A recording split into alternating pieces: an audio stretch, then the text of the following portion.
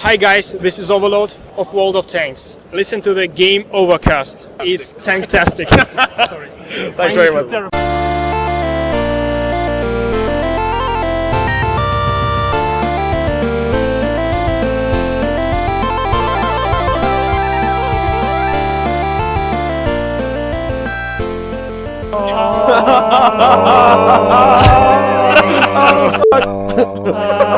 going to be a car crash this week.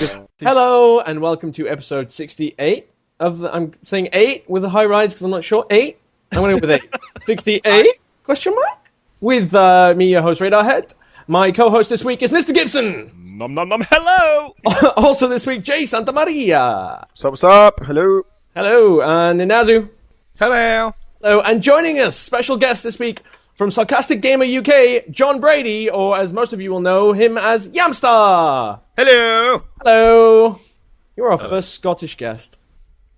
I'm probably the last. We have a story about Scots for later. For later. Worst gamer ever. Oh, fuck me so bad. Again? Don't fuck me so bad. I meant fuck me, comma, so bad, exclamation mark. It wasn't an instruction, it was just a Thank you. Thank you for clarifying. What has everyone been up to remotely gaming related in the last week, chaps? Went to Eurogamer. Went to Eurogamer. Is that a thing, Eurogamer? I've never heard of that. What's that? That's a thing. It's a website, and it's kind of like the Lawnmower Man. You kind of like put on a VR helmet and just go there. You were there, but I think you may have been drunk. I was either drunk or very sleep deprived, and a bit of both. I'm not sure. You ran up to me, thrust a business card in my hand, and then ran away again. Screaming. And Mike goes, I know him. I'm like, all right, fair enough. Yeah. It's called networking. So yeah, Eurogamer happened. But let's talk about that last and what we've been up to, gaming related. Anyone else been up to anything gaming related that care to share? I've got people liking me on the forums because I have a Dreamcast. Yeah, what is up with that? People were like, I like Dreamcast, and I kind of like you now that you said that out loud. It's in the Man Cave forum, and everyone was like, "Dude, you got pizza boxes all over the." Oh, Dreamcast, that's fine. Yeah. That's cool. Nice Man Cave. Oh wait, Dreamcast. Exactly. It is funny though. Whenever you like talk to anyone about a Dreamcast, if they have any like notion of what it was or if they ever owned it, their eyes just glaze over and Best smile at you. console Ever. Really? I had a Dreamcast. I didn't think it was that great. Ninazu, you own everything. And plus, you don't have a soul. That's true.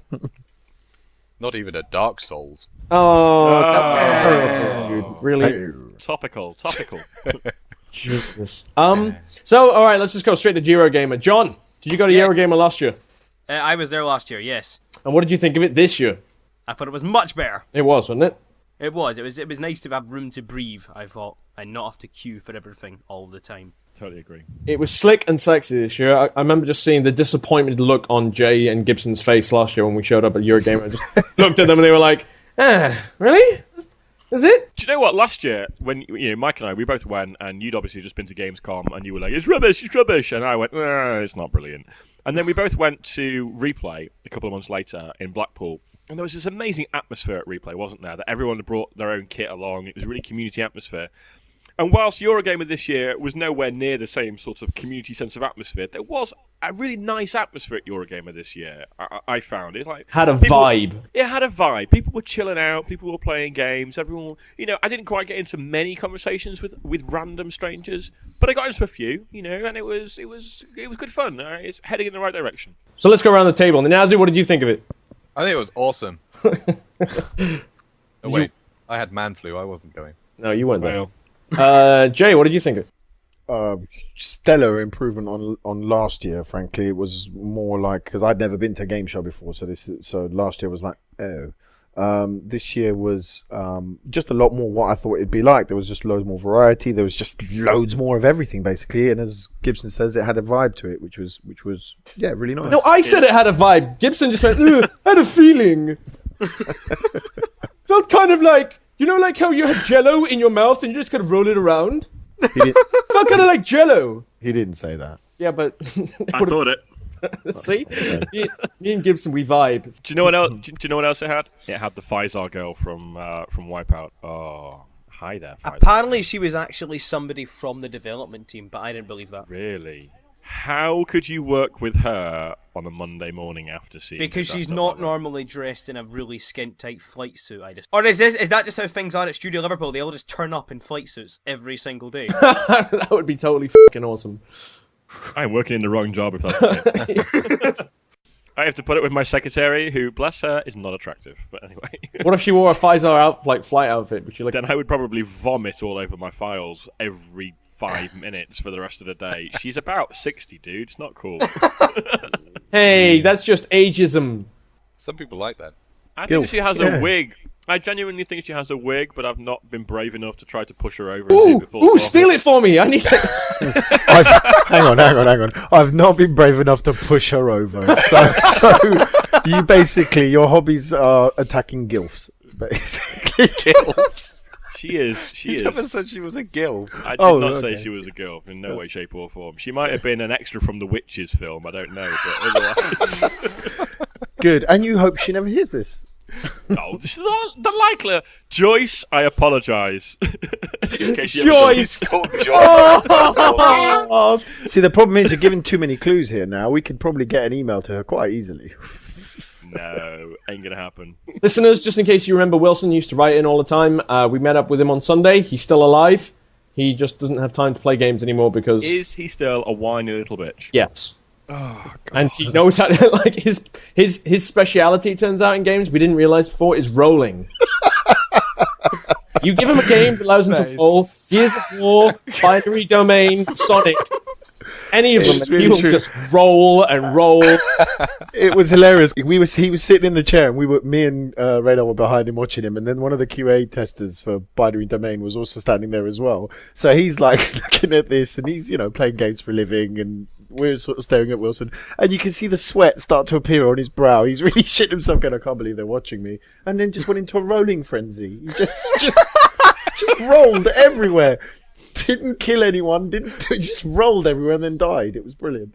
What were his thoughts on rolling into a prone position? Did you ask him about that? Because that's the big deal in the rolling world, from what I hear. I don't think he's mastered that bit. He's just he's mastered rolling into a roll. That just sounds like falling over to me.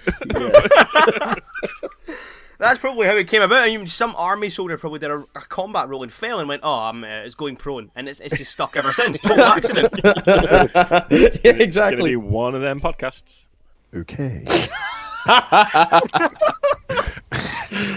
As Chris Oregano would call it, a pregnant silence. I just got a text message from Magcat to call you a cunt, Redhead. That's all it said. Call Redhead a cunt. That was the whole message. Are we going to discuss the games of Eurogamer? On live? Meh. That's a thing. Again, that's also a thing. Has anybody gotten theirs working at any time around 6 o'clock at night? No. Nope. We're not connecting you. I'm not- I like the fact they're upfront about it. They don't skip around to something. They don't go, "You're having problems." They just go, "You know what? We're full." Yeah, we're really busy. We're trying, but we're It's just not a big not bouncer busy. at the door of a club just going, "Sorry, mate, you're not coming in. It's full." The irony being is that Mike and I spent the weekend saying, what a fucking awesome marketing campaign. The only I've useful got- thing past buying a first game for £1 that I found for Onlive is that I try out a game that I'm thinking of buying on my PS3 or whatever Yeah. for half an hour and then go, I might buy that, and then go out and buy it for the Yeah. PS3 instead.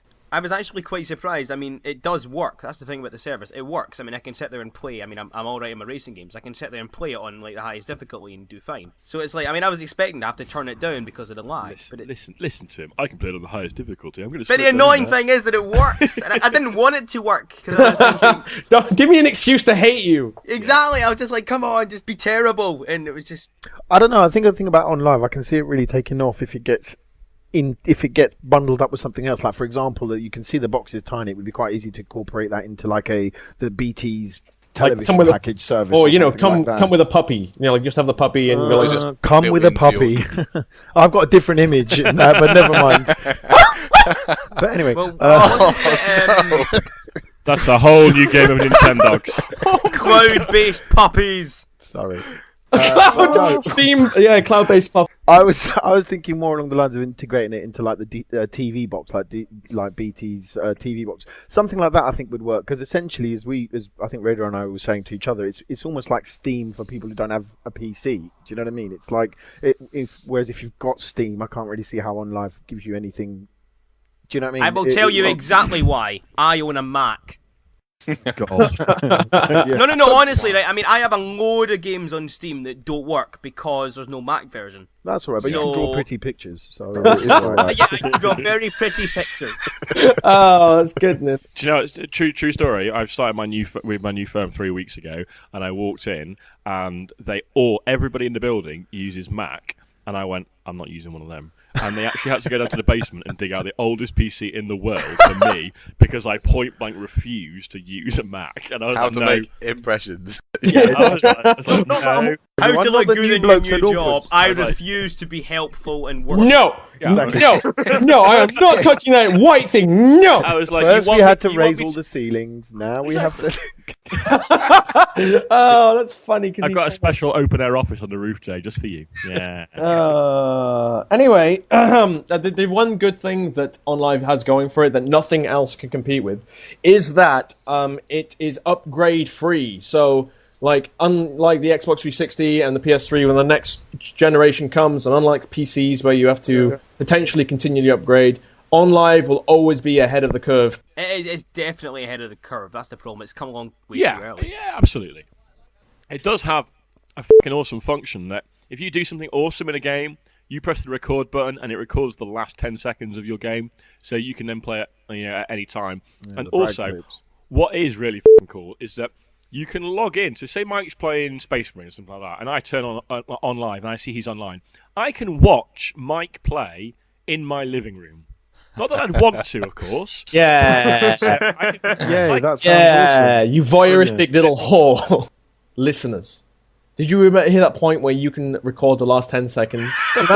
Can you imagine how many teabagging videos of Gibson you could get on gaming night? Oh, like on gaming nights. How many fucking videos would be generated on a single fucking night if everyone owned OnLive and we had a... It would break the OnLive network. Can you also imagine? I was going to say exactly. You wouldn't be able to connect and watch them, but it's down good. Can you imagine also if Mike was playing a Mass Effect 3, how often Gibson would be watching him? Shut up! Yeah, naked Hate that game. with a puppy. Ah, Shepherd. Shit game, no friends. Gibson can't play the next game because he killed everyone in his playthrough. No, I've got a core team. Nobody slept with me in it. I fucking 6 out of 10. Overrated. It is overrated. I've said it once, I've said it a bazillion times. It's a good game, but it's not as good as everyone makes it out to be. Anyway, on that note, on to what we've been playing. What we've been playing, what we've been playing, playing, what we've been playing, what we've been playing. I think I missed that one. What games has the Tardcast been playing this week? So what have you been playing, good sir, in the last week? I have been playing, as of yesterday, I've been playing F1 2011. Ooh. Yay! But that game is tough as nails. It sounds really horrible saying this, but it demands respect, or it will just throw you into a wall. Ooh, good. I have questions. It's like a 4-wheel dominatrix, basically. That's what it's like. Wow. That's why I love it so I quite like the idea of that. That's kind of cool. I have a question. Is it as flawed and as broken as last year's edition? It's a little bit better. They seem to have added in a lot more, and it's a lot more refined, but at the same time, all of that seems to have caused the frame rate to cut in half. Oh God, Codemasters. It's the same kind of story as last year. You start the game and It's the you same. get reporters. Hold on, same story. It's a fucking Formula One racing game. Exactly, and the story is you're a racing driver. Yeah. I don't know. One day, you- lots you of rich start- people drove fast. Some of them Chapter 2. But you start the game, and your TV reporters go, how are you feeling about the season? And you get that bullshit all the way through.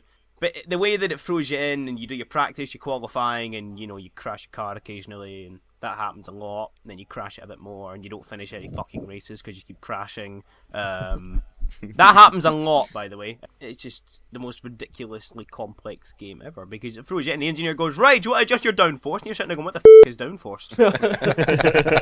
Yeah, sure, adjust my downforce. I don't know, that sounds terrible. That doesn't sound like I'm asking you to, take me around the back and give me a reach around or anything. But yeah, sure, tweak my downforce. On you go. You go around the first corner. Oh my god! What the f***? Exactly. It's a straight. I mean, the first one's what in Australia? Yeah, it's Australia, and the first Melbourne. corner's like this sharp right-hander, and if you miss it, you just go into some gravel, hit a wall, and die. I watch it on TV in the hopes that someone might die. Whereas when you watch it, when you play it as a video game, you know, they're driving at 250 miles an hour. Someone's going to cock it at some point fairly soon, you know. I would average about one per season, but they seem to be able to defy the odds. But anyway, when you play the video game, it just seems to it's less exciting. If they had a blood smear over the screen as you hit the walls, what is wrong with you? Well, they've got like full blown like kind of outro sequences, like when you finish, if you're on the podium, you do your little celebration thing. And I was thinking, why is there not like funeral sequences in here if you crash hard enough? Like Wing Commander style. Yeah, exactly. If you're going to be a Formula One driver, do you get to sleep with someone out of what's that band? Pussycat Dolls. I've not seen any Pussycat Dolls yet, but then it's not a true They've tried at least. They've tried. I mean, they've thrown in the safety car, which the 12 people that cared about that can go, oh yeah, the safety car's in. Do you know that's got to be the best job in the world? Like the guy who drives the Mercedes, the safety car, because he literally has to put his foot flat on the ground. Well, it's not just that. I mean, just looking in the going. rearview mirror and you see these 24 Formula One cars. Sitting Exactly. behind you. And it's like, well, it's the weirdest awesome. motorway journey ever. Wouldn't you take every single corner and go meow meow at every corner? Is it quite like a stressful game? Because I envisage like true Formula One racing is about concentration, speed, and fucking making sure you get every corner right. And that's exactly what it fucking is, yeah, completely. I mean, I mean, if you guys play your racing sims a lot, but I mean, if you jump into like Gran Turismo, Forza, or even stuff like Need for Speed, you can jump in for 5 minutes, do a race, turn it off again, and play something else. In this, you're given 60 minutes to do the first round, the practice, and you get 20 minutes for the qualifying, and then if you do a race like 20%, that's another half an hour on top of that. You're going to be sitting there for a good solid 2.5 hours. But is it actually challenging? I mean, because it depends on how hard you play it. I mean, you get like your racing line you can turn on and follow. You can get like anti-lock brakes and all that kind of thing, or you can turn all of that shit off completely and die. But the one thing and then you get the funeral scene. Yeah, but it is good, and I like the fact that you can go online and you and someone else online can join a racing team and basically do an entire career. Oh, wicked co-op. Yeah, so you can do like co-op and you can like coordinate your pit stop efforts and all that on go. It's really quite cool, but at the same time, it's hard as fucking nails. Good. That sounds awesome. Have you actually had many races online? Oh, any races online? I've had a couple, and it's you can do a full grid. It's 16 players, and then it throws in 8 AI drivers on top of that, so you can do a full grid F1 race online. But the problem is everybody plows into each other on the first corner and it quits. It's like, alright, here we fucking go! Oh! Just like any racing game online. No, I guess the secret really is to get a bunch of people who have that game, and like even if it's not like 16 of you, I mean, even if it's just like 5 or 6 or 7, that's where the true enjoyment comes from something like that. Have you been playing anything else, good sir? I've been playing a bit of Rock Band because that's just something I do. First time I met John, he tried to like make me give him money, basically, and not for the usual reasons. I'll just leave that one out there. John is doing something for bollocks. I've forgotten. Second Life. Extra Life. Second Life is the shit thing with dildos and furries. No. That's Extra Life. So it's a charity that was it started by Sarcastic. It was started by Sarcastic Gamer in 2008. This is our 4th year.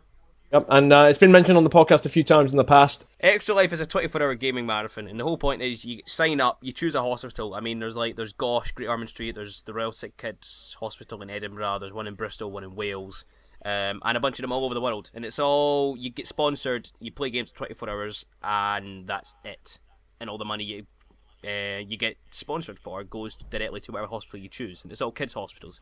So can I just point out, most people would choose like, I'm just going to play like World of Warcraft 24 hours, or I'm going to play just varying games 24 hours. Please pay me. No, not you, Yamster. Oh no, that would be way too easy. Been there, done that. First year I just played whatever. Second year I picked up Uncharted 2, played that through, and it's just like, That's a good game to play for a year, though. It was a year. Whoa. I mean a day. Well, last year I sang in Rock Band for 24 hours. and raised £1,000. Wow. But because of the way my work operates and all that, I can't do the full 24. Well, that and out of respect for my neighbours. So what I'm doing instead is I'm breaking it into 2 12-hour drumming marathons in Rock Band. That's just insane. My arms are after about 5 minutes. Expert pro drums. 5 minutes. On expert, fucking hell! Expert with the cymbals. Jesus. See, now me on drums, I'm okay. I can't play expert. I could play like the hard or whatever it was, and I could play maybe 7 songs in a row without by the end of it, I'd be out of breath and dying. How the fuck are you going to do it for 24 hours? Well, it's not. It's 2 12-hours. Well, 2 12 hours. Yeah. One of them will be like before the weekend of October 15th, which is a Saturday, and one will be like in the week after at some point.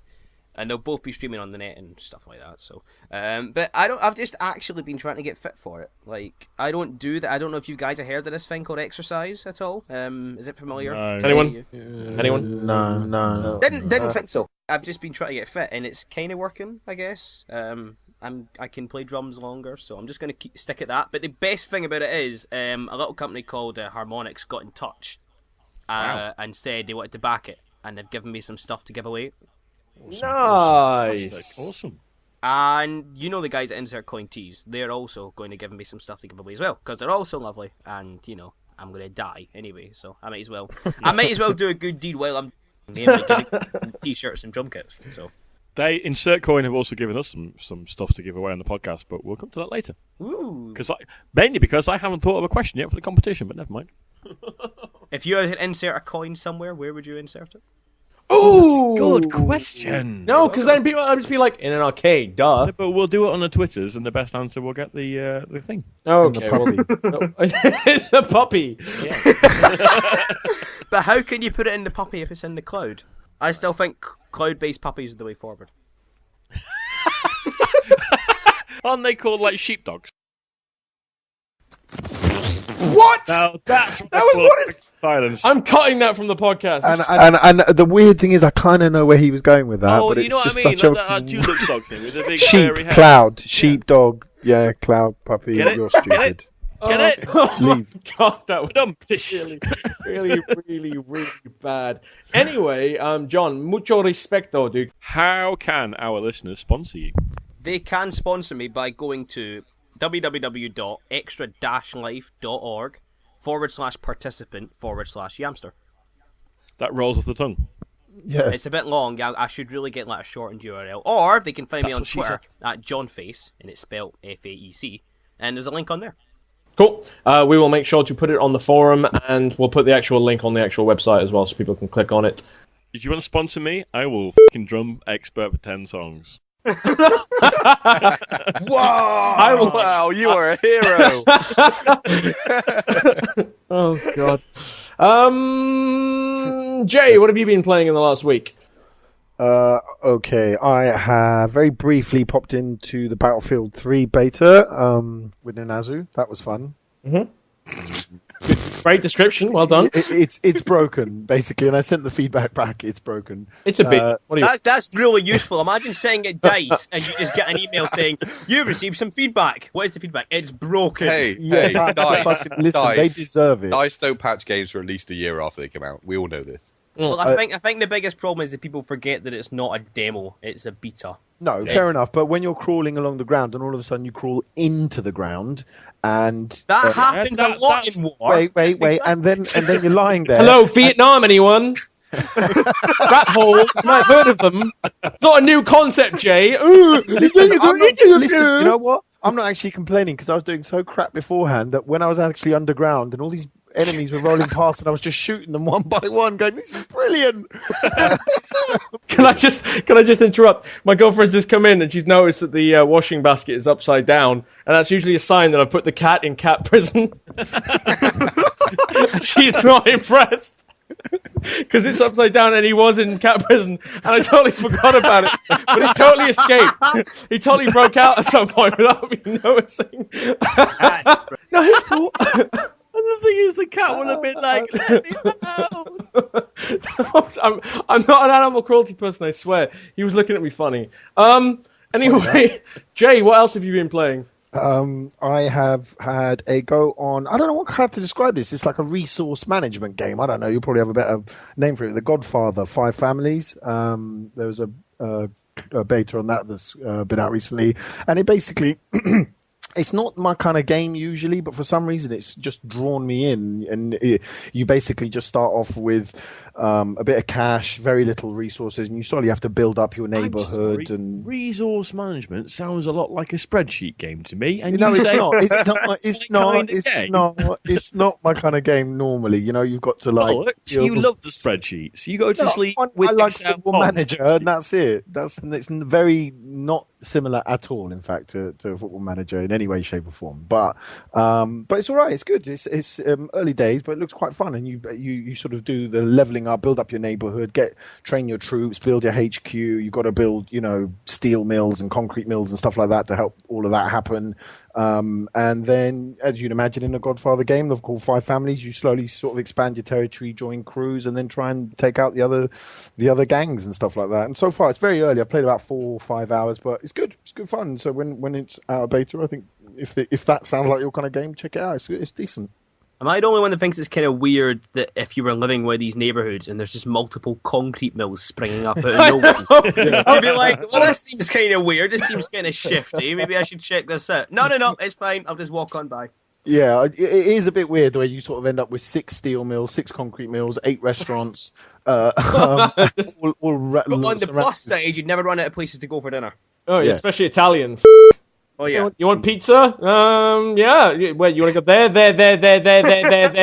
or there? Wow, they're all conveniently next door to each other. I know. Crazy, right? Ninazu, what have you been playing? Apart from Battlefield, I have done Gears of War 3. You did Gears of War 3. Done Gears of War 3. It's done. Tick, done. have you played Horde Mode and Beast Mode yet?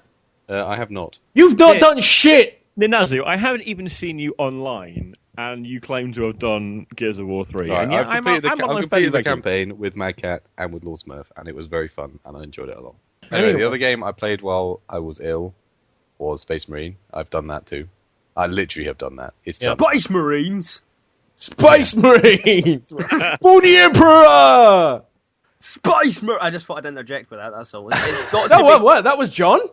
Yeah. that was Yeah, that was... I was like, well, that's actually pretty good. And now it explains. That's the Space Marines! Jesus, I rented this from Love Film, and it was about 10 minutes in, and I thought, Space Marines is kind of funny. 20 minutes, it's really funny, and in half an hour I was like, can you stop saying Space Marines now, please, for the love of God? There's only one of them! It was. I really enjoyed the campaign. It was awesome. It took me about 6 hours to complete the whole game on hard, and I would say rent it. It's good, but not the multiplayer is terrible, so don't bother with that.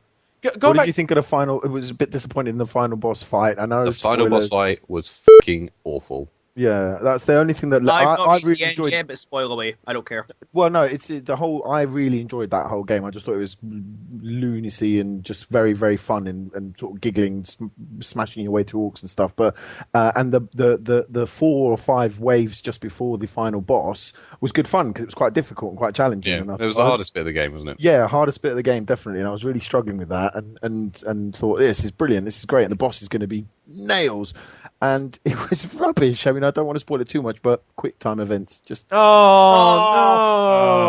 I know. Just sucked. It made me sad. Was it sad. like some Uber Gretchen who comes in and goes, I'm in charge, or something like that? And you kind of walk no, up. it wasn't like that. But that would have been better, actually. I think that would have been better. Did you at least see the end coming? Yeah, that's what she said. Yeah, you can tell it's the end of the game. All right. Okay. There's nothing worse than a disappointing ending that came out. No, it's very much like this guy's been doing everything and getting everything organised. And look, there he is. Let's fight him. That's basically. I think that game was rushed out horribly, and it just needed some polish.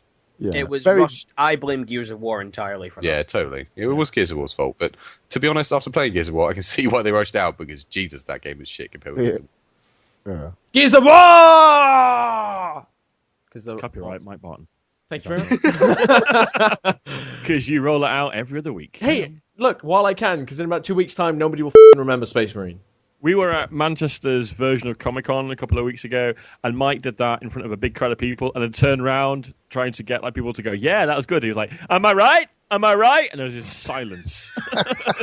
Massive crowd of people. They were intimidated by "Am I awesome?" Okay, we were at Comic-Con, not "I'm really cool, let's be confident and agree with the guy" con. Jesus fucking Christ. Anyway, I've been playing... what have I been playing? I've been playing Gaze of War? Gaze of War. Well, I'll be honest, I think the masculinity, the muscularity and the masculinity is borderline, reasonably gay. So Yeah, no, it totally is. Yeah. Tom! No! I'm sorry.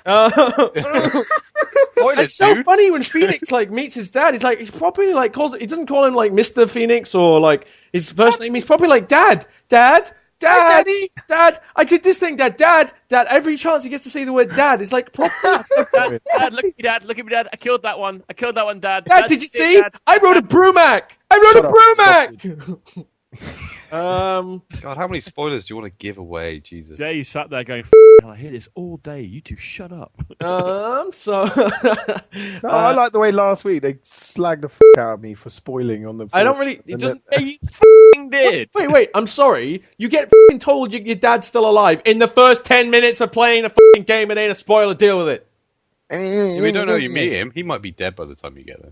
Here's a spoiler, though. Don't play Gears of War with Beck.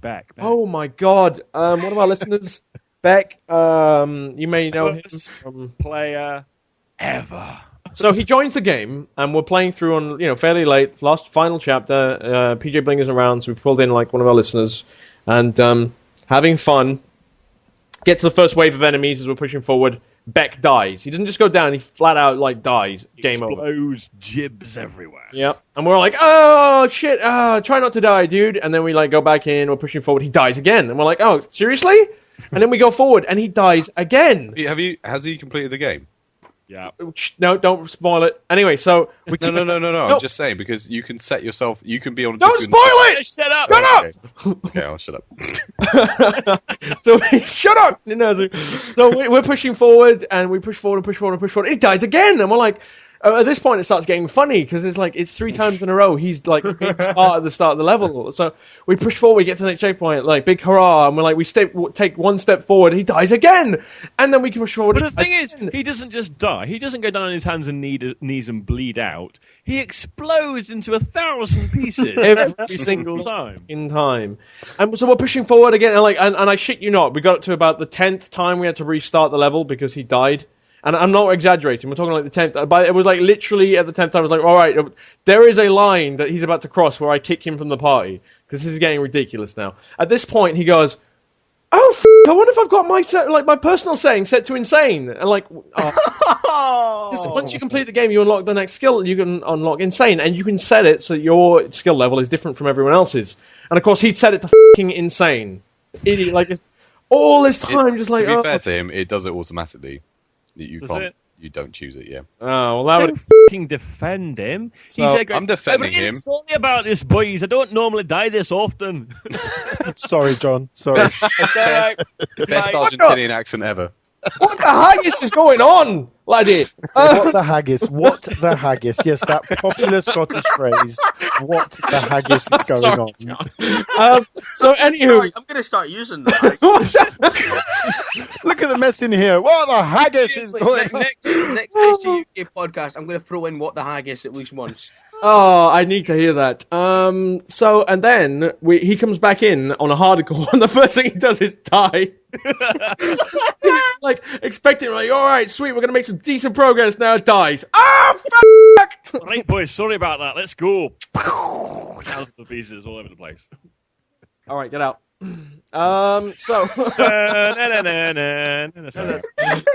So anyway, that is. I've also been playing a game which I tried out at Eurogamer, an indie game called Stellar Impact.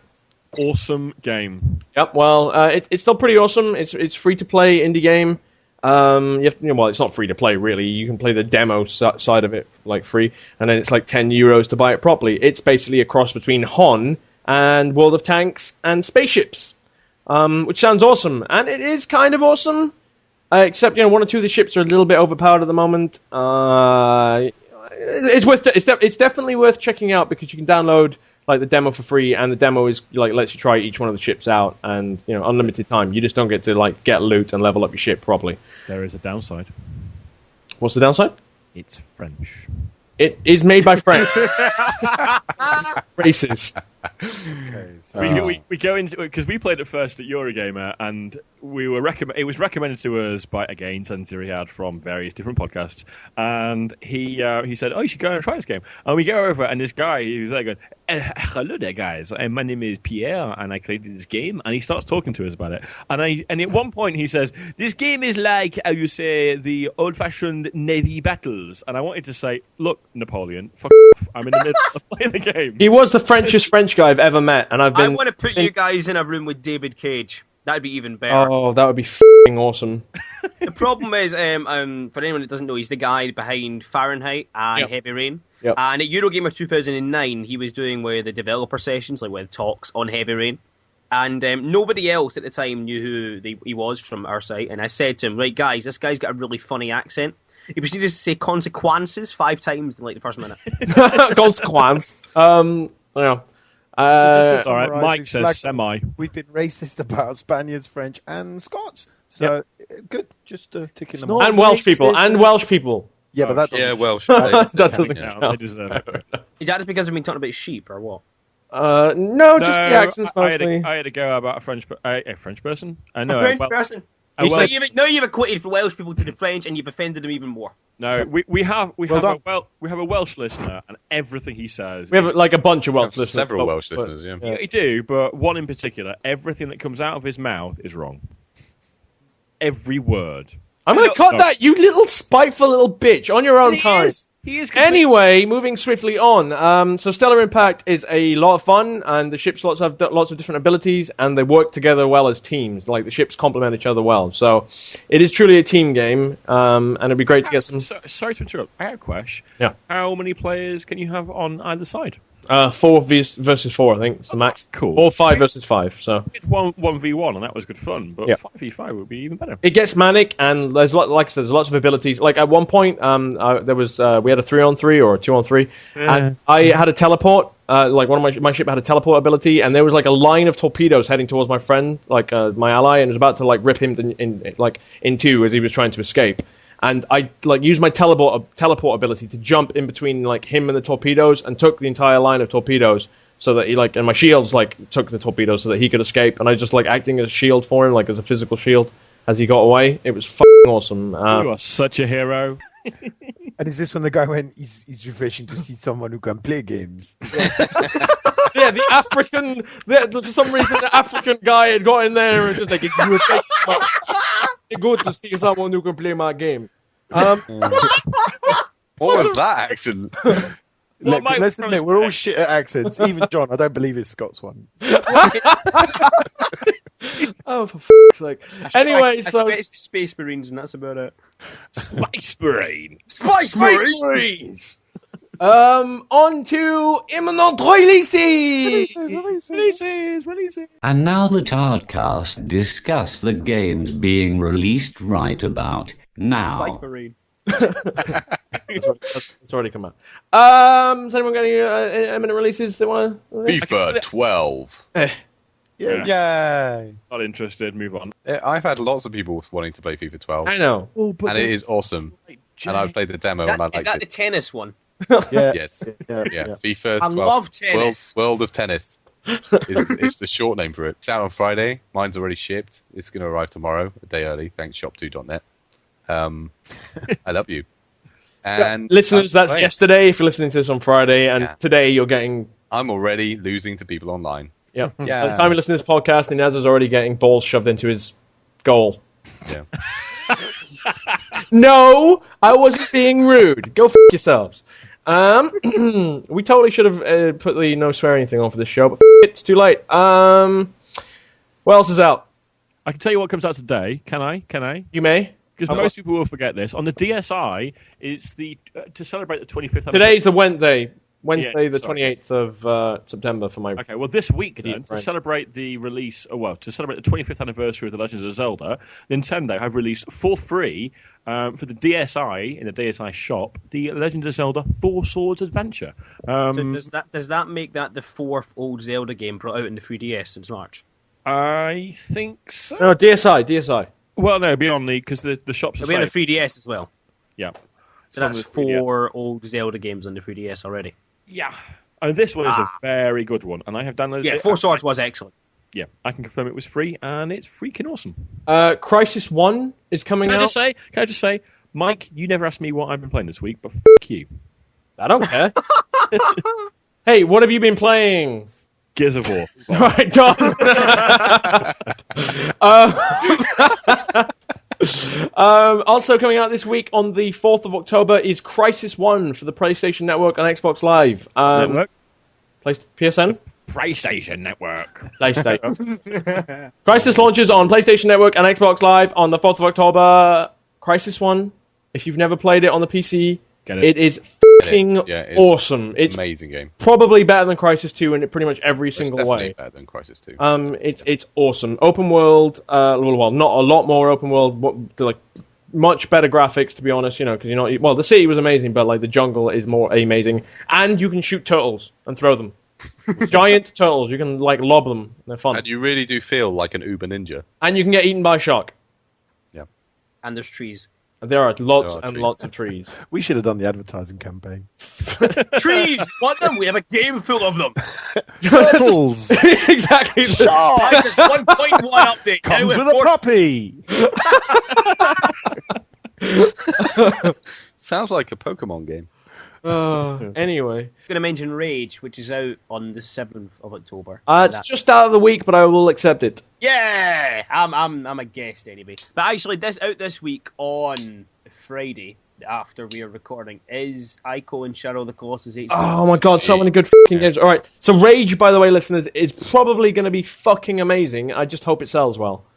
I really hope it does well. I think it will because it's id, and it's a new id game, and everybody loves id and stuff. Although some people might just go, "What the fuck is this? This isn't Quake," and take it back. But Oh, what the fuck? This is totally like Borderlands. Only actually, did any of you guys try it at Eurogamer? yeah, I got. Yes. Fortunately, I got to like have a hands-on session for like over an hour at Gamescom. I got an hour of it at Gamescom, and I fucking loved it. Yeah, me too. It's fucking awesome. I was like, "Where are the Borderlands comparisons?" Because there's nothing No. here at all. It's The- nothing like only the visual. Well, not the sorry, the landscape. Well, There is that and it's kind of set in post-apocalyptica, where you can drive Everything else. vehicles around the landscape and you get people charging at you with sticks going ah in both games. But but the entire population isn't inbred, so that's a distinction.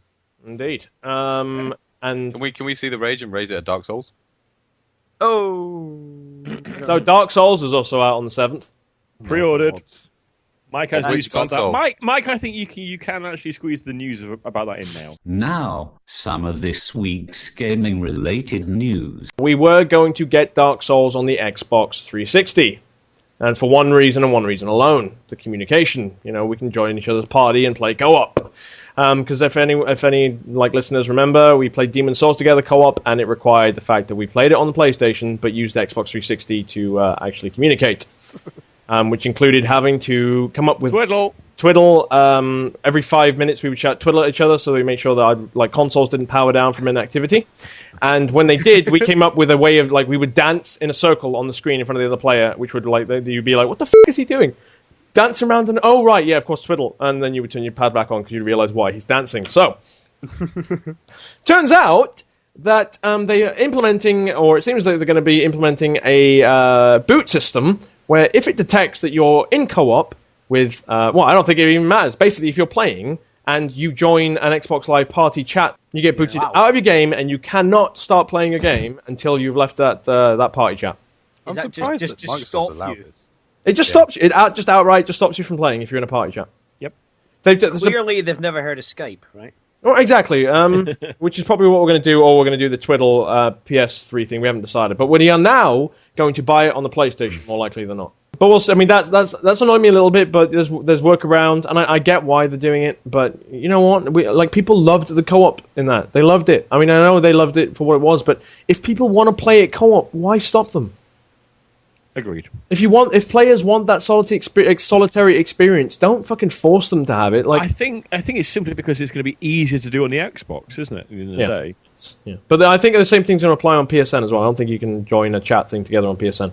Yeah. Fair. I think it does exactly Sorry, the same. PSN has a chat. It doesn't have a chat function. It's got text chat, which is great in 1997. Yeah. Which really would not work on Demon's Souls, where you can't pause the game. It's like, hold on, Mr. Dragon, don't breathe fire at me just now. I need to type in a message to my friend saying, I've actually please just save had the most bizarre realization that I think about it. I mean, consoles and stuff on, Quake and Doom and all that, you could just type while you're playing. Yeah. You can't even do that on a PS3. No, you You can't. press a button and jump out to the back end menu thing, and then open a chat window, and then type something in. And Oh, PlayStation, you still haven't learned. Sony, you guys. X sucks at Gears of War 3. Just in. Ale Noir has a PC release date now. Oh, And it's on Onlive as well, which is like a big deal. Is it? Well, on live, right? On live, right? Yeah, that is a big I deal. said. I thought for some reason when you said on live, I thought you said online. I was like, yeah, it's Steam. I will probably get it on the PC. Really? You? Yeah. Buying games? Me buying Really? I know. That's it. You're Shakara. gonna buy a game? It's crazy. Yeah, I still want to play it. I think you'll enjoy it. Yeah, but you'll get about halfway through the game and get a bit bored of it, to be honest. But Yeah. until that point, you'll be like, oh wow, this is kind of cool, awesome, beautiful city. Oh wow, look at the faces, they're kind of creepy, but I like it. And then you'll get halfway through the game and be like, it's gonna get a bit repetitive. And why does this guy keep on getting so ridiculously angry all the fucking time? I'm just going to pick up my microphone and twist it around a bit and confirm that it's unrelated to the case. Just because I can. On a note of IG And the only BioWare- other news I have. Yeah, on you go. Sorry. On you go. What? I don't know. It was a Scottish noise. I think he said "on you go." He said on you go. Yeah. Ninazu. Oh, okay. Right, okay. The only other football related news. John, please feel free to make fun of his accent at any given moment. Who, Jay's? No. What the haggis is going on here?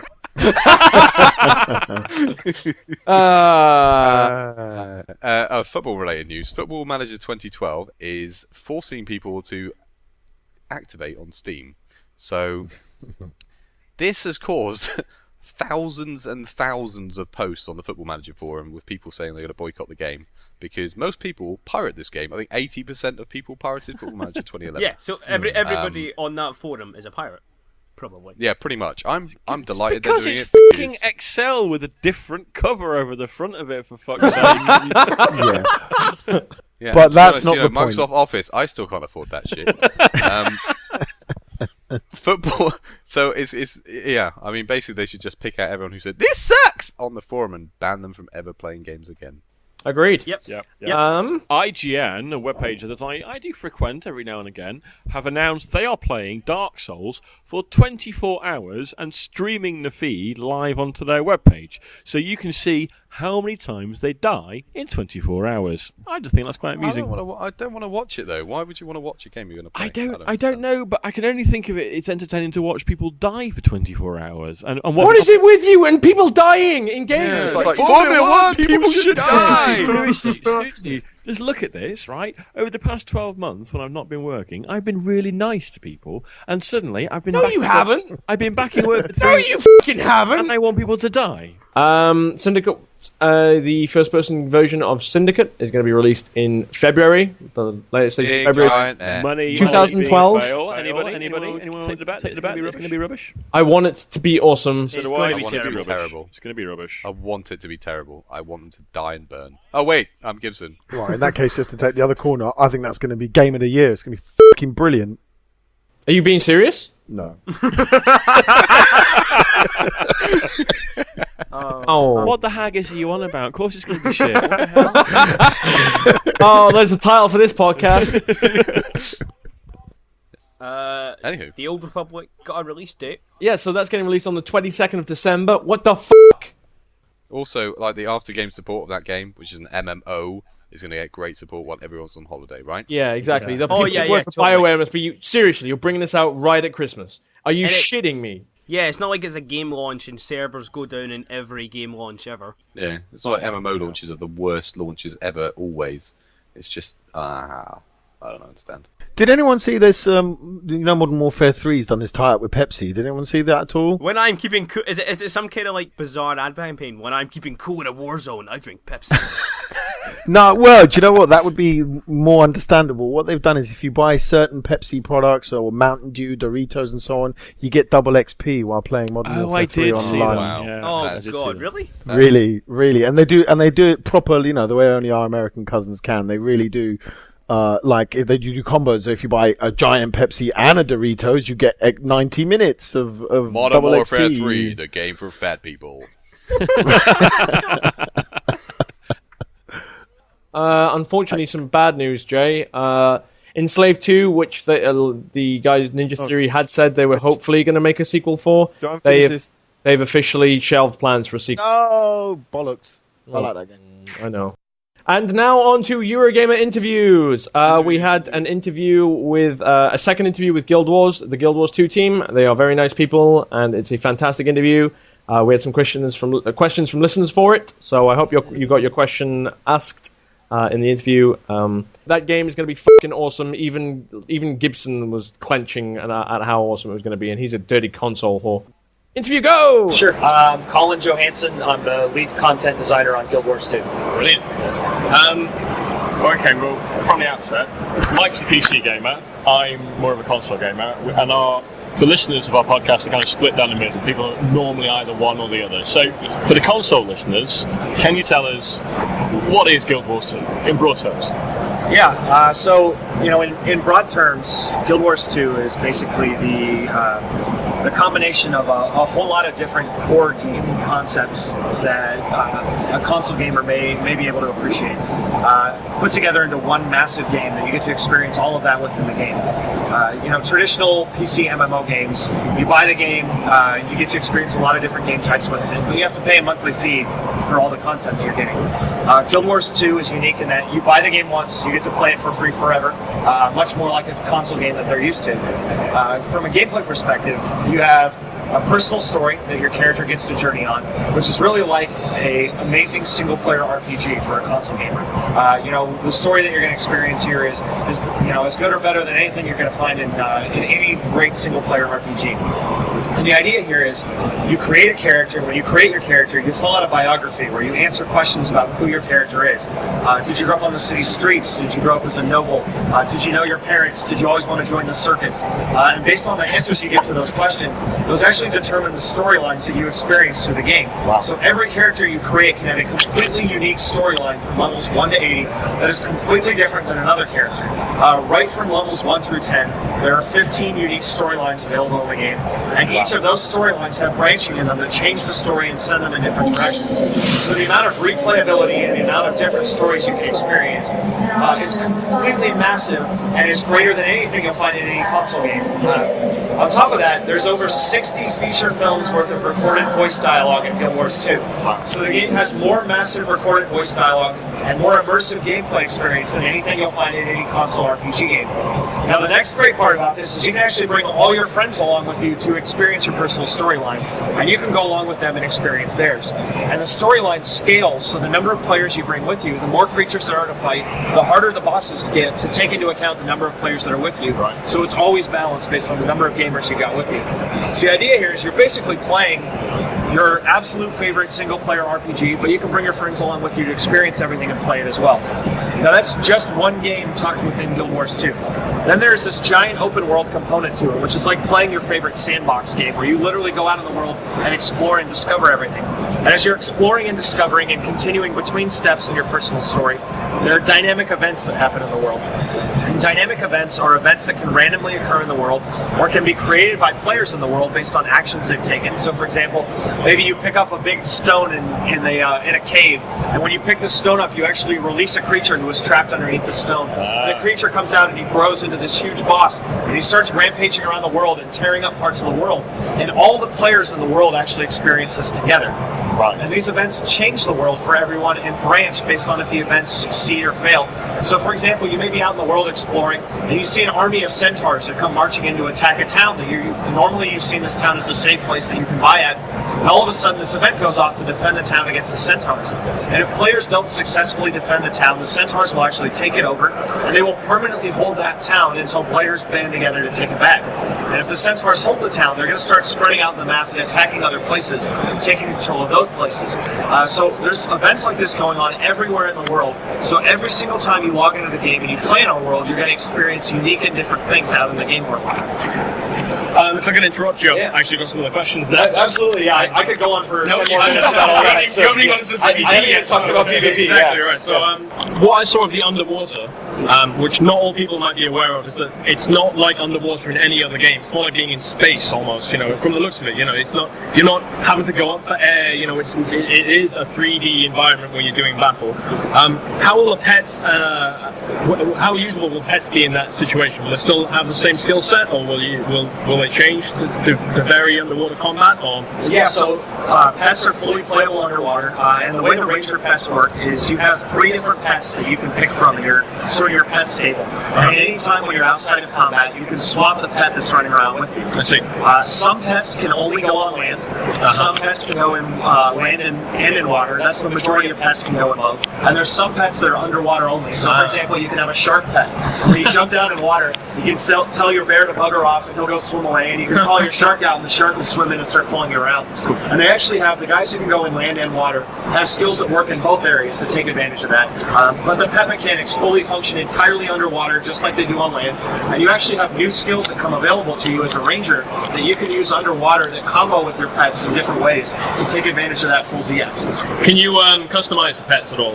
Yes. So that you can level them up within themselves, or their own little character, so to speak. Correct, yeah. So your pet actually levels up, just like your player does. And as your pet levels up, you can assign it skills, and it actually has a full skill bar, just like the player does. And you unlock a list of skills you can pick from, so you can actually make a custom build for your pet. So you can have your dog, you can have a bite that poisons people, or you can have a bite that bleeds. You can do a lunge where he jumps on a guy and knocks him down and pins him to the ground. He has a lot of different skills you can pick from, so you can have your pet customized to match with the kind of player that you want to be for the skills that you have. And what about engineering? Will you be able to use, will the engineers have any benefit of being an engineer underwater? Yeah, so the engineer profession actually can, the skills that they have underwater takes advantage of that full 3D axis as well. So for example, on land, the engineer can put down mines on the ground that can explode. Underwater, the engineer can actually put down depth charges instead that actually kind of float in the water like a typical mine that you would see around submarines or something. They have skills like a harpoon gun that they can use that it can rapid fire, it can hit a target and blow them back. They have different kits that kick in that use different skills underwater. So they have a lot of stuff to take advantage of that 3D axis as well.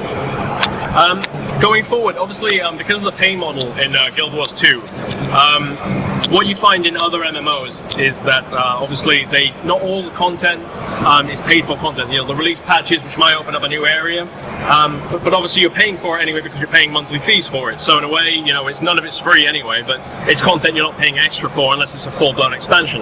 Now, obviously, Guild Wars 2 is you pay for it once and you own it, and that's the end of the story. Will the Guild Wars team be releasing other zones, other areas, other abilities like that, or will they be only in expansions that you have to pay for?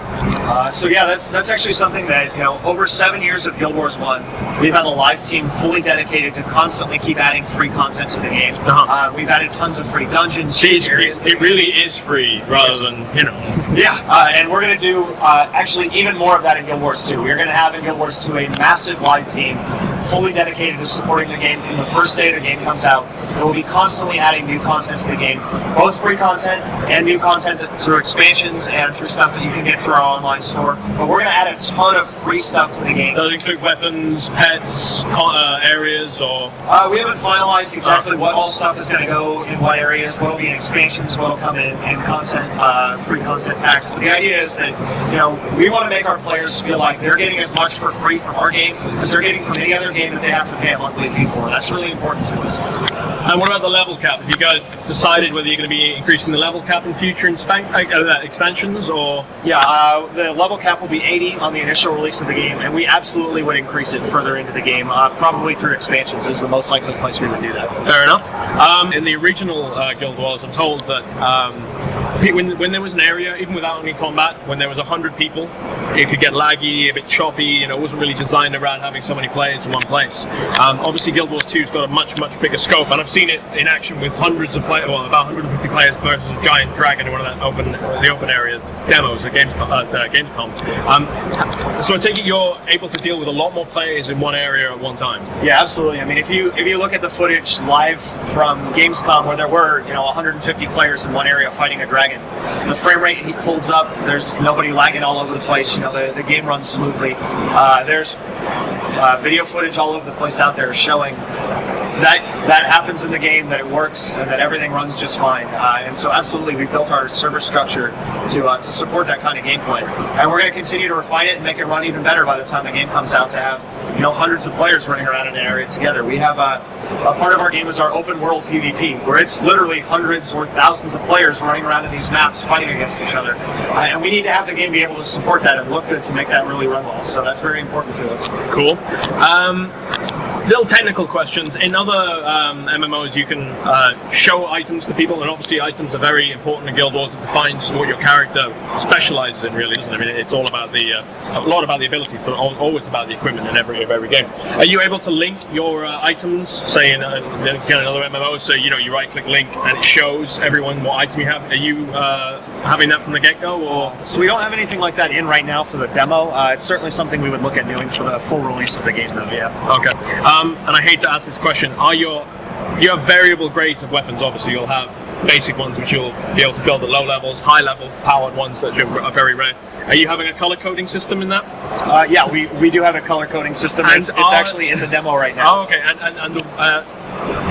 Do you have epics? Are they going to be purple? So we haven't finalized exactly how all the color systems will go through, but there, one important thing about the Guild Wars 2 item system, and this is true of Guild Wars 1 also, is we want people who are casual gamers, people who don't have a billion hours to play our game, to be able to get the most powerful items just like everybody else. If you just play through the game normally and complete the game, you should have the most powerful items in the game. The rare stuff, the prestige gear, is things that have unique looks to it. It has, the armors that look super flashy. So if you just want to play our game and have a great time, and you don't have a billion hours to dedicate, you can still be just as powerful as anybody else. You're just not going to have as much of the prestige look type stuff as anyone. And weapons in PvP, can you use them in PvE and vice versa, or are they specific? So there's two answers to that. In our world versus world PvP, the open world PvP, you basically just take your PvE character and you go over there, and it's exactly your PvE character. And you can bounce back and forth between the two. So when you're playing in world versus world PvP, you can level up there. There are item drops there. If you kill another player, they leave a corpse you can loot just like a monster, and you get loot from them. All of that itemization happens in both parts of those game world, and you can just bounce back and forth between them all you want. Then in competitive PvP, you can go there 5 minutes into the game, jump there, your character will get set to max level, you get all items, all gear, everything unlocked instantly, and you can play with absolutely everything right off the bat. If you're super into PvP, you never need to play anything else in our game. You can go play competitive PvP 5 minutes into the game, and you can play it forever doing just that. You can say whatever you want, but with your eyes, you can tell me everything you need. Is NCSoft a good publisher to work with? Yeah, honestly, honest truth, they're a fantastic publisher for us. That's honest eyes. Yeah, he looks pretty honest. I look pretty. What am I talking about? I've worked for a lot of companies. I have friends who work for a lot of different companies, and of all the publishers that I've ever heard of, they're the only publisher that honestly gives you the time that I'm aware of, and I'm sure there's a lot of great publishers out there that do this, but we don't work with them. But for NCSoft, their answer when we say, hey, we want time to make this game fantastic, is always take the time you need, make the greatest game you possibly can, and when you guys believe in it, we're going to believe in it, and when it's ready, you put it out. We've never been given artificial time dates that we have to hit. They've never come out of nowhere and said, you need to change your game. They trust us, they send us suggestions, but they never come out of nowhere and say, you need to change your game to be this, or you need to release it by this date. They support us in everything we do, and NCSoft has been fantastic for me today. Obviously, you guys have been working on this for a long time, and I know how dedicated you guys are. I mean, at Gamescom, for instance, you had your San Francisco that you guys were based? Seattle, sorry. You started with an S. Terrible geography skills. And I know you guys were up in the morning, like the team that were over there were playing it at 8 o'clock in the morning, 4-hour demonstrations. How are you dealing with burnout? I mean, you guys must be. How are you guys personally dealing with the fact that you're seeing the same game day in, day out? it's an MMO, so there's a ridiculous amount of content to it. How are you dealing with that? How are you keeping it fresh for yourselves? How are you actually stopping yourself from hating what you're working on? Well, it helps if you love the game you made, and I think we're all in love with Guild Wars 2 that are working on it, and that really makes a huge difference. If somebody doesn't like the game they're working on, you should stop working on it, because man, it will burn you out really fast. In this industry, you have to work on games you love, or else you're just not going to enjoy your job. And the biggest thing that we do to try to get pumped up and to get everybody re-energized is to go to shows like this. And when we did for Gamescom, everybody stayed up all night, 5 nights in a row back in Seattle to play the game all night with everybody on the show floor. And you would think everybody was worn down after that. Everybody was tired. Everybody took 3 days off and just slept. But when they came back, we were more pumped up to work on that game than we had ever been. And it's these shows that do that. When you get it out, and 50,000 or 100,000 people come and play your game, and they give you feedback on it and tell you, we're really loving this, keep doing what you're doing, it makes it really easy to go home and work on your game. And so we're all we're stoked. Everybody's really pumped going through Gamescom and going through Comic-Con and Penny Arcade and coming here to Eurogamer. At the end of this convention season, after each one of these, we fly home and we just want to go back in the office and keep working as long as we possibly can. I probably not going to take any days off when we get back from this, because I want to get in and keep working on stuff and make the game better. One final question before we get booted out. When obviously you don't know exactly when the beta is, but is it still planning it this year, this side of this year, or? Yeah, so closed beta will be before the end of this year. Okay. We've announced that we're going to stick to that. Based on the outcome of the closed beta, that's going to determine when we do the open beta. And so we want to be able to go into the closed beta if we discover any problems, if there's anything that people are giving comments on, like, hey, you need to tweak this. We want the freedom to be able to go and change that stuff. And then when we get into open beta, it's going to be the exact same thing. How well the open beta goes, what the feedback is like, that's going to determine the release date. So, when we say when it's ready, it's because we honestly don't know. It's when it is ready. That's fair enough. That's a good enough answer. And then if everything we've seen of it so far is looking very feature complete. So I can't wait to get my hands on it. Unfortunately, Guild Wars 2 is one of these. I promised myself I'd never play another MMO again after being clean for the last 3 years. Unfortunately, Guild Wars 2 is looking like one of those games that's going to make me break that promise. So, well, thank you. I really appreciate that. It's a good thing. Yeah. Thanks very much. Hey. The second interview we had was with a second interview with World of Tanks. We managed to find Overlord of World of Tanks. Overlord is one of the community managers, and most He's the main dude. He's the main dude, and he was a very sweet guy. And he was what? He was fucking a very sweet guy. And you interrupted him? He was fucking a sweet guy. Sorry to interrupt and put the puppy down, but can I ask you some questions, please? What the haggis? We've got 3 new catchphrases. Awesome. So anyway, he was a really nice guy, and role interview. My name is Overlord. I suppose audience knows me a bit at least. Yep. I'm mostly involved in community management and game design partially, so I know a bit about the game. Just a little bit. Yeah. just a little, a few of the early tier tanks, So are you still playing much World of Tanks yourself? I mean, obviously you have World of Warplanes and World of Battleships. Are you involved in the development of those 2 games as well? I'm mostly focused on World of Tanks. Mm-hmm. On my primary European account, I have more than 700 battles, but I also play tester. I also play internal version, which is has the most recent updates, and I play World of Warplanes sometimes. It is at alpha stage currently. As for ships, we do not have any plane built. Fair enough. And are you enjoying World of Warplanes? Is it looking good? I'm more like tank buff. I do not like planes in general. Good for you. They fly, they're unsafe, they fall. Tanks are on the ground, they got armor, they're fine. There is no chance you can fall down. No. For now. If a tank it will be possible. If someone shoots your tank, you can get out of your tank. If someone shoots your plane, you fall. So I agree with you. Tanks are good.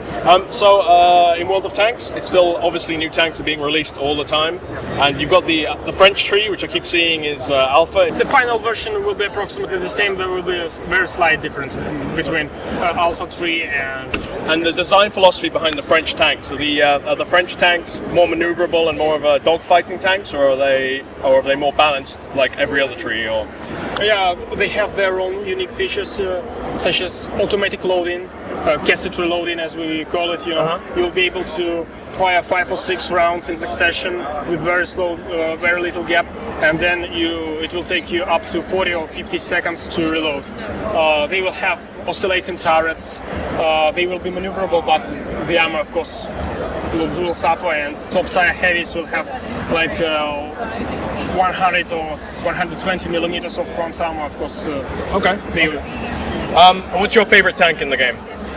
Personally, speaking of tanks, my favorite one is Patton, M46 Patton. Really? American. I hate the Patton. I hate fighting it. I don't have it myself. I hate fighting the Patton just because it's very curved. Everything bounces. Actually, this tanks averagely earns more experience than any other tank in the game. Yeah. Oh wow, I didn't realize. More than any other heavy or tank destroyer or artillery unit. And what's your favorite? Is your favorite class of tanks just the straightforward heavy tank? I like mediums, artillery and light tanks. I do not like heavies and tank destroyers. Okay. My favorite RT is Su-26, the Soviet RT piece. Okay. It has rotating turret, aiming time. Straight up, right? Yeah, it's perfect killer. Obviously, you said World of Battleships isn't even playable yet, but the concept of battleships, does that interest you at all? Because it is similar to tanks in that it's slow-moving, team-based, whereas in World of Warplanes you're a hero. The concept of all three games is basically the same. There will be ships of different heavy cruisers, light cruisers. There will be no submarines, so that's for sure. They have decided it. The engine will be the same, big world engine for all three games. Yeah. Do you know if there's any plans in World of Tanks to add more game objectives? We call it game modes. Yeah, we are planning to add game modes. assault game mode, when assault and defense game mode, when one team is to defend the base, and the other one is to capture. The defensive side will have some advantages in landscape, perhaps terrain. Also, there will be. We are currently working on garage battles. A player will be able to choose a few tanks, perhaps 3 or 5. And use them in one battle in succession. Once your vehicle is destroyed, you switch to another one. Okay, all right. So you pick okay, that sounds cool. The first assault and defense game mode is planned for this year. Garage battles most probably will come in the first quarter of 2012, and we also are working on historical battles. Historical battles. Yeah. Now, I know a lot of friends of mine who've started playing World of Tanks who are tank buffs, the World War II buffs, and this is something that I don't think they realize you guys are working on. They keep saying, "I would love to fight a historical battle." Yeah, because currently there is a mixture of tanks. Exactly.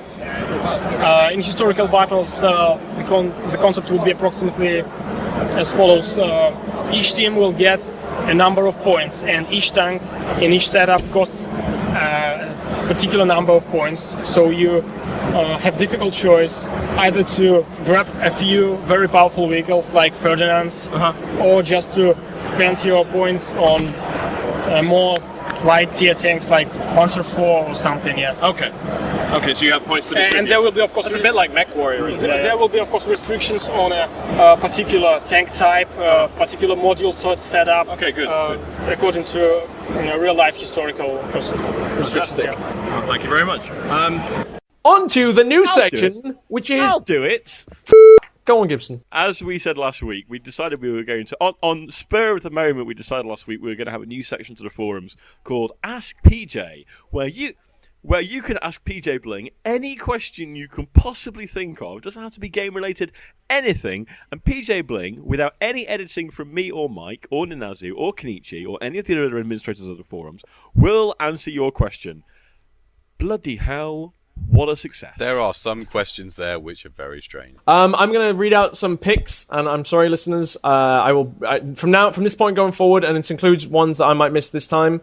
We will only pick the best ones, the funniest ones to put on, but I'm just picking them at random right now. And remember, this is PJ Bling and PJ Bling only. Kenichi, I ask, one of my questions was, where do babies come from? PJ Bling responds, babies come from the ladies' private parts, and they're put there by the man's. Hoo har har har! But only if he got the lady good and drunk beforehand. He's such a rapist.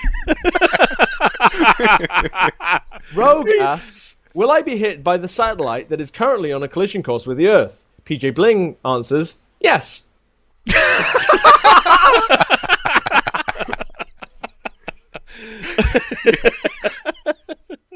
Beck asks, why do some men love other men? Why do some of these men speak funny? Are skinny jeans ever cool on guys? If you could cure the world of one thing by spending the night with Cliff Richards, by doing the dirty deed, would you? And what would you cure? PJ Bling responds, some men love other men because they had your mom. Skinny jeans look good on Radar when he's sleeping.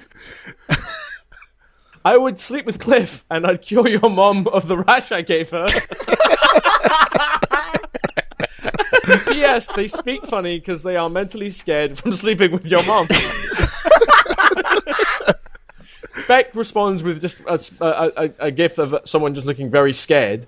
And PJ Bling responds with, I'm just kidding, your mom was great. Beck also asks, what the fuck is rice milk? PJ Bling responds with, well, what they do, and I know what you're thinking, it sounds silly, but they actually do this. They sit down on tiny little stools and milk each individual grain of rice by hand. It's okay, though, the rice consented. The best one, though, of the week has to go to Jay Santamaria, who asks... PJ, given your predilection for witty verbosity, if not garrulousness, would you postulate that the cast often are culpable of overly base speech?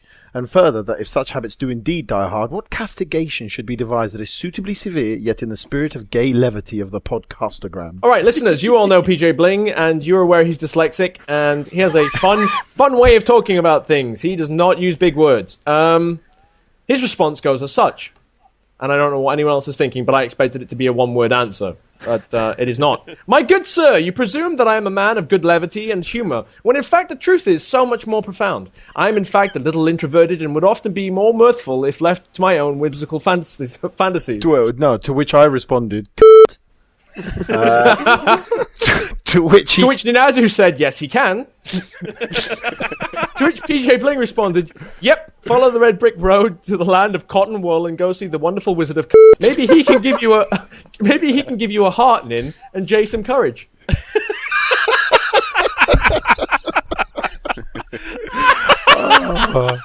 I think PJ should be Prime Minister. I agree. I think we should start a campaign. And that is all for Ask PJ Bling Any Question. On that note, guys, go to the forums because they're fucking awesome. On to emails! Mails of E. And now some stupid questions from the poor people who are listening. I asked the listeners not to email in this week, but we still got a few emails anyway. There's one from my girlfriend who I told yesterday, and I just realized I said I was playing a game with some friends, and she shouted something. She shouted something through the wall, and I went, "Look, I'm fucking playing a game. If you want to fucking tell me something, send me a goddamn motherfucking email to GameOverCast@hotmail.com." I didn't actually. She did. I didn't actually even think to check, and she's actually written, "Mikey, gorgeous, wonderful, best boyfriend in the world. Please go and make dinner." Our next email comes from Martin Vanderpast, and in his becoming tradition, I'm going to let John read it. And John, you have to do it in your best Stephen Hawking. Best Stephen Hawking accent you can think of. Hello, Alan. Reader will be pleased that I finally caught up to the latest episode of GOC. Also, thank you for making me look like an arse in the train. I had the utmost difficulty trying to stop myself from bursting into laughter, especially while listening to episode 66. Really good at this. Of course, those attempts didn't go unnoticed by the general public, ellipsis. No witty questions or subjects of the week from me this time, though, probably very much to PJ's relief. Keep doing what you guys do best, which is making us laugh, even in the worst of times. Cheers, your resident geek, Thunderpants. P.S. Playing Tap Tap Revenge, parenthesis, no comment, close parenthesis, while traveling by train is a f***ing nightmare, ellipsis. Thank you very much. I got an email today telling me I can get a bigger penis. I might go for it. Well, like in a box, or... I don't know. I mean, they may just post it out to me or something. You get the box and you open it, there's a fucking puppy in there. Like, what the fuck? With a penis inside it. No, dude. What is with the... Why is the... guys, send in some emails. Next week, we actually want emails. So send in your emails to GameOvercast.hotmail.com. Send your blackmail, hate mail, and love mail to that address. And go join the forums as well, because they're fucking awesome. Can I announce the insert coin competition? You may, and also remember we have to follow up and try and get the Gears of War t-shirts off him. Indeed, the insert coin competition is going to be announced on the Twitters early next week, probably on Monday, so keep an eye on our Twitter feed. It's GameOvercast. Keep an eye, and it's going to be, you can have a think about it earlier on, if you can insert a coin anywhere, where would you insert it? And so we're going to have that on the Twitters next week on Monday. Best answer wins! Best answer will win a t-shirt from Insert Coin. It is a specific t-shirt. They have a very, very limited edition Insert Coin t-shirt which has Insert Coin written on the front. There are only a few of these in existence. Four. There are. They printed them for their members of staff, basically. So that is how rare these are. Four. Jay's blatantly lying. There were shitloads. So that's the competitions for this week. Go to the iTunes, leave a written review, let people know we exist. It's just Game Overcast on iTunes. Go to the website at www.gameovercast.co.uk. You can subscribe just there on the RSS feed or via iTunes once again. Join the forums. GameOvercast.co.uk/forums. That's the one. And also join us on the Facebooks. Game Overcast. Again, oddly enough. And on that note, John, thank you very much for joining us this week. Pimp yo shit, son. Yeah, I am, once again, drumming for 2 12-hour marathons and Rock Band and basically planning on dying in the middle of October. So you can sponsor me with any amount you like, but anything over $10, which is what, £6.70 or something, you can be entered into the prize draw. I've got 3 Rock Band drum kits and copies of Rock Band 2 to give away, and a bunch of insert coin tees, and I don't know what they are yet. But anyway, you can find me on Twitter with details of that at JohnFace, spelled F-A-E-C, or you can get me at extra-life.org/participant/Yamster, which is a mouthful. Listeners, let us know. Yay! Got one in there. Oh, that's what she said. Two put in a row. Listen, holy shit! Puppy. Oh, sorry. No. That's what Jay said. I've changed it now. It's just a puppy now. That's my insert coin. Insert coin. Make one of them. A puppy t-shirt. Go on. From now on in the quiz, just Jay's gonna go a puppy. What is his buzzing? What the haggis space marine is going on here? Listeners, let us know. Send an email to GameOvercast or put it on the forum or just private message me. If I want all listeners who have money to spare or who, even if they don't have fucking money to spare, to sponsor this guy. He's doing a fucking fantastic thing. And the listener who sponsors him for the most money, and I know this is just downright naughty of me, the one of our listeners, like whoever sponsors him for the most money, will definitely get a prize from us. Before they even get into the raffle to do with Sarcastic Gamer and John himself. Yep. So we will give you a T-shirt and maybe some other goodies, maybe some codes for stuff. But let us know. Like I'm going to put forward a World of Tank T-shirt for that. Yeah, and you're going to get another T-shirt on top of that. I want our listeners to fucking sponsor him right now. Like the moment you get off this podcast, go to the website, sponsor him. For as much monies as you can, and let us know that you sponsored him, so that we know that or multiple monies if possible. Multiple monies, many monies. Money. So make that happen, listeners. Don't want you to show how awesome you are to Yamster and sponsor the shit out of him. And like I said, you will get your own prizes, and I may even put it in a game draw. I might buy a game specifically to give away to you guys. It'll be a cheap one though. Yamster. Yes. Pimp yo shit. The weekly shit I do. Yeah, you can find me on the Sarcastic Gamer UK podcast every single week. And you can find me writing stuff on an early daily basis on sarcasticgamer.com, or you can find me spewing shit all over Twitter at JohnFace, spelled F-A-E-C. Oh, breaking news, before I forget. 2 weeks ago or 3 weeks ago, Mr. Gibson set a challenge to all the people on the podcast. All the people on the podcast. All the people on the podcast to have sex with a wife / girlfriend. And the challenge was to as you finish, you have to go which is of course our ending credit sound. And I kind of did it 10 seconds after, like there was like a down period, and then I did it. And my girlfriend was like, "What the f*** are you doing?" Because she obviously knows what that theme is, right? What the fuck are you doing? So I was just outright honest with her. I was like, "Look, listen, this is the deal, and it's going to get worse." You mentioned my name. Yep, I said Gibson put the challenge, and it's going to get worse because I'm actually going to do it as during the next time. So I'm just prepping you. It's going to get worse. Are you just gonna get like earlier and earlier every time? Like, it's like, It's gonna be the precursor now. She's gonna know when it's coming, literally. But the best part is I'm not the only one. Someone else here right now has done better than me. Who can it be? Come on, who's it? Who is it? Who is your They daddy, now follows. bitch? They now follows. Oh, your wife's gonna kill by the me. daddy. I can. Well, I'm not going to talk about this in much detail. All I'm going to say is that if you value your life, don't do this challenge at the most crucial point. Don't ever do that. And if you do this challenge, please explain it beforehand, because otherwise you may get an experience similar to mine. You may not have sex ever again. And that's it. I'm not saying anything. Hey Jay, else at least other you've than- had sex with your wife since that podcast. Marriage. Anyway, Make my year brilliant. on that note, John, once again, thank you for joining us. It's all good. It's all good. It was okay. Ninazu. Hello. Hi there. Jay. Hi. Gibson. That's who, bless him, still confused. Oh, Yeah. okay, yeah. Have we started? Oh, we were guys. Gibson. Bye. Bye. Space Marines! Love you long time. Fuck a puppy.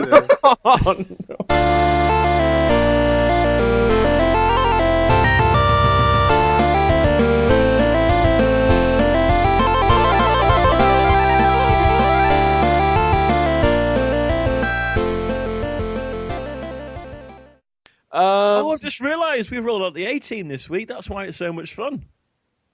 No, Bling's not here. No, Blink's not here. But Oh, John's doing a very capable job taking his place. Hey, he's less abusive than Bling as well. He's a lot. He's got the fun. Everyone is less abusive.